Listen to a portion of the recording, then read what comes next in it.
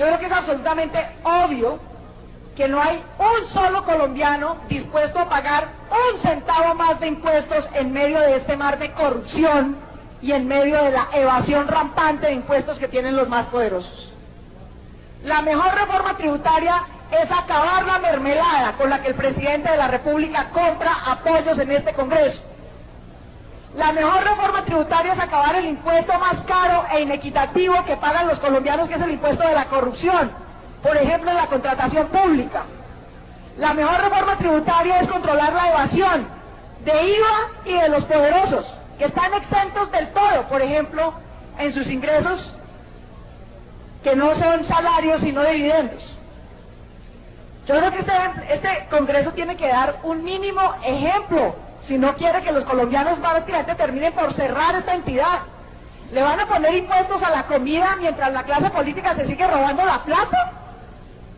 ¿Van a tramitar una reforma tributaria sin un solo compromiso en reducción de corrupción y en reducción de evasión? ¿De verdad creen que los colombianos se van a aguantar semejante ignominio por parte del gobierno y de este Congreso? Quiero recordar que hay por lo menos dos, no sé si de otras bancadas, proyectos en trámite al que no le han dado ni siquiera ponencia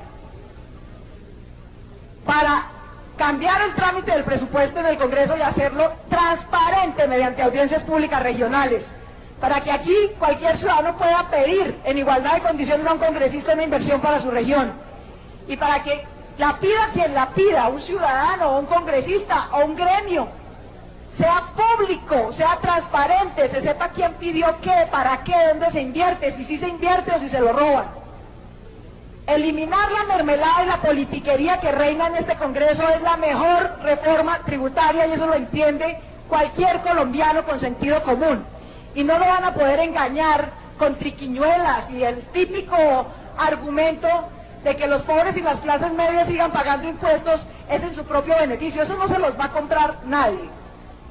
De manera que quiero hacer un llamado a tres cosas que están en trámite en este Congreso con la que deberíamos dar ejemplo.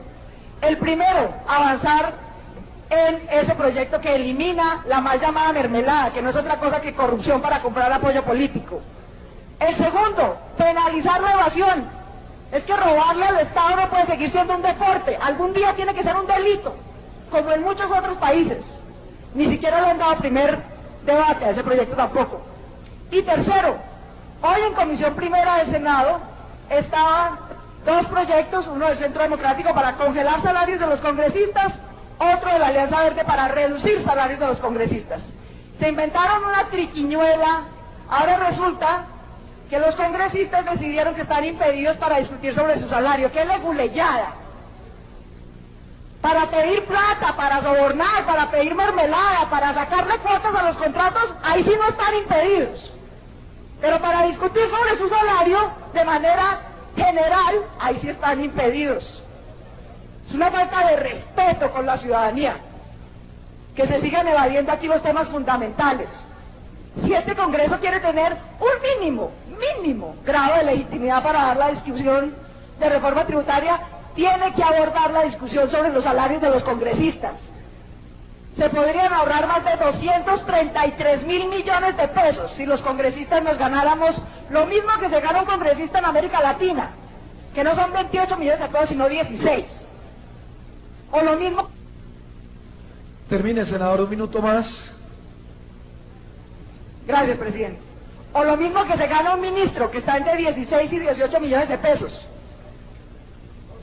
A responsabilidades equivalentes, salarios equivalentes, pero lo que no puede pasar, apreciados colegas, yo les pido un mínimo sentido de responsabilidad con la gente a la que ustedes aquí representan.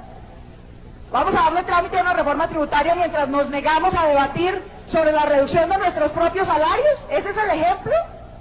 Que los demás sí paguen, pero eso sí, que a nosotros, que paguen impuestos para que tengamos el salario más alto comparado con América Latina y con todos los ministerios.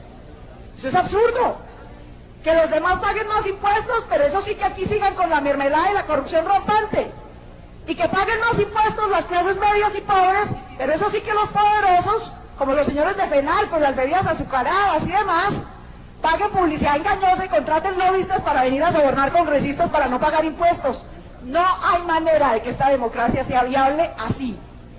a la mínima excusa o alusión que veamos de intento de publicidad engañosa, de soborno, de lobby indebido, estaremos atentos para denunciarlo ante los colombianos. Senador Edison Delgado, y se prepara el citante del debate. Muchas gracias, señor presidente.